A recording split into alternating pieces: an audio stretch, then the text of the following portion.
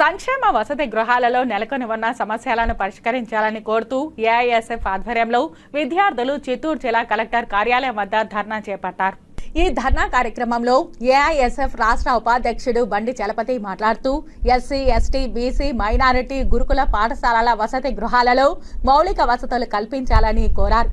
అధికారంలోకి వచ్చిన సంవత్సరంలోనే సంక్షేమ వసతి గృహాలకు పెద్దపీట వేస్తామని రాష్ట్ర ముఖ్యమంత్రి చంద్రబాబు నాయుడు, విద్యాశాఖ మంత్రి నారా లోకేష్ హామీ ఇచ్చారని తెలిపారు.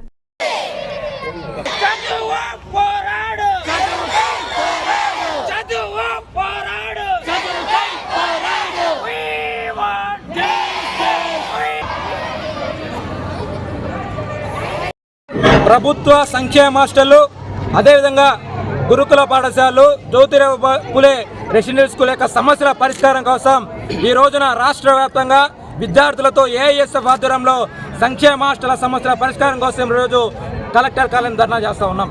ప్రధానంగా ఈ ధర్నా ఎందుకు నిర్వహిస్తున్నామంటే ఈరోజు ముఖ్యమంత్రిగా వ్యవహరిస్తున్నటువంటి చంద్రబాబు నాయుడు కావచ్చు, అదేవిధంగా ఈరోజు విద్యాశాఖ మంత్రి నారా లోకేష్ గారు దాదాపుగా సంవత్సరం రోజుల పాటు లాగానే మొట్టమొదటిగా సంక్షేమానికి పెద్దపీఠం వేస్తా అని చెప్పారు.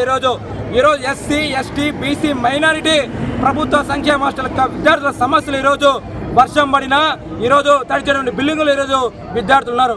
అదేవిధంగా గత 8 సంవత్సరాల నుంచి ఈ రాష్ట్రంలో పేద విద్యార్థులకి కాస్మోటిక్ ఛార్జీలు ఈరోజు పెరగల, నిత్యావసర వస్తువుల ధరలు పెరుగుతూ ఉన్నాయి. కానీ 1400 రూపాయలు ఈరోజు మెస్సు బిల్లులు ఇస్తున్నారు. అందుకే రాష్ట్ర వ్యాప్తంగా పెండింగ్లో ఉన్నటువంటి మెస్సు బిల్లులు విడుదల చేయాలా, అదేవిధంగా వార్డెన్, కామాటి, అదేవిధంగా వాచ్మెన్ల పోస్టులను భర్తీ చేసి విద్యార్థుల యొక్క సంక్షేమం కోసం ఈ రాష్ట్ర ప్రభుత్వం కృషి చేయాలా. అదేవిధంగా రాష్ట్ర ఉప ముఖ్యమంత్రి గారిని ఒకటే కోరుతా ఉన్నాం, అయ్యా జగన్మోహన్ రెడ్డి ప్రభుత్వాన్ని ఎద్దేవా చేశారు, బై బై చెప్పారు, మీ ప్రభుత్వం వచ్చింది, మీరు బాగా మాట్లాడుతున్నారు, మేము కోరేదోటి విద్యార్థుల తరఫున సన్న బియ్యం దండం పెడతామని చెప్పారు. జగన్మోహన్ రెడ్డి ఏ విధంగా అయితే మోసం చేస్తారో మీరు అన్నీ చెప్పారు. ఈ రోజైనా వెంటనే నెల రోజుల్లోపు సంక్షేమ హాస్టల్ విద్యార్థులకి సన్న బియ్యం దండం పెట్టకపోతే మీరు కూడా మీరు ఇచ్చినటువంటి హామీలని, వాగ్దానాలు కూడా మళ్ళీ ప్రజలు గుర్తుపెట్టుకుంటారు. మళ్ళీ 2029లో మీరు కూడా మళ్ళీ రాజకీయాలు ఉంటారు కాబట్టి గుర్తుపెట్టుకొని సన్న బియ్యం దండం పెట్టాలి, పెండింగ్లో ఉండే మెస్సు బిల్లులని వెంటనే విడుదల చేయాలని చెప్పి కూడా ఈ కార్యక్రమం చేస్తూ ఉన్నాం. అదేవిధంగా సెప్టెంబర్ 24వ తేదీ లోపల ఈ సమస్యలు పరిష్కారం చేయకపోతే చలో విజయవాడ ప్రోగ్రాం కూడా పెడతానని చెప్పి కూడా సెప్టెంబర్ 24వ తారీఖున ఈ కార్యక్రమం నిర్వహిస్తానని చెప్పి కూడా తెలియజేస్తా ఉన్నాం.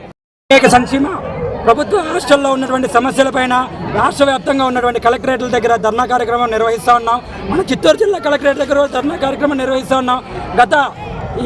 ఈ నెల 20వ తేదీ నుంచి 30వ తేదీ వరకు మన చిత్తూరు జిల్లాలో ఉన్నటువంటి అన్ని సాంఘిక సంక్షేమ హాస్టల్స్ని పరిశీలించాం. అక్కడ ఉన్నటువంటి సమస్యలు విద్యార్థులతో మాట్లాడి తెలుసుకున్నాం.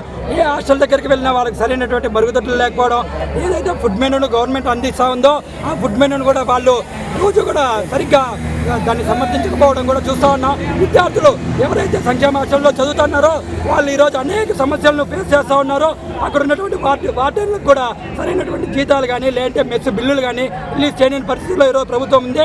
ఏదైతే ప్రభుత్వం గత 5 ఏళ్ళు పరిపాలించారో వాళ్ళు ఏ రోజు కూడా విద్యార్థుల సమస్యలపైన కానీ విద్యార్థుల సమస్యలను ఏ రోజు అడిగి తెలుసుకోవడం కానీ ప్రయత్నం చేయలేదు. ఏదైతే ప్రభుత్వం ఈరోజు అధికారంలోకి వచ్చిందో ఆ ప్రభుత్వానికి మేము ఒకటే హెచ్చరిస్తూ ఉన్నాం. విద్యార్థుల సమస్యలపైన ఎన్నటికప్పుడు తెలుసుకుంటూ విద్యార్థుల సమస్యలపైన మీరు ఎప్పటికప్పుడు పరిష్కరిస్తూ ఉండాలి. విద్యార్థులకు ఏదైనా సమస్య వచ్చినప్పుడు అక్కడ ఏఎస్ఎఫ్ జెండా పట్టుకొని ఏఎస్ఎఫ్గా మేము ఎప్పుడు ఉంటాం. విద్యార్థులకు ఏ సమస్య వచ్చినా